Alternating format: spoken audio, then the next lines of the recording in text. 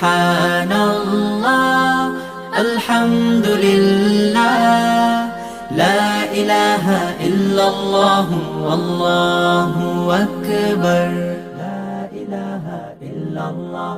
লা ইলাহা ইল্লাল্লাহ আল্লাহু আল্লাহু আল্লাহু আল্লাহু আল্লাহু আল্লাহু আল্লাহু আল্লাহু আল্লাহু আল্লাহু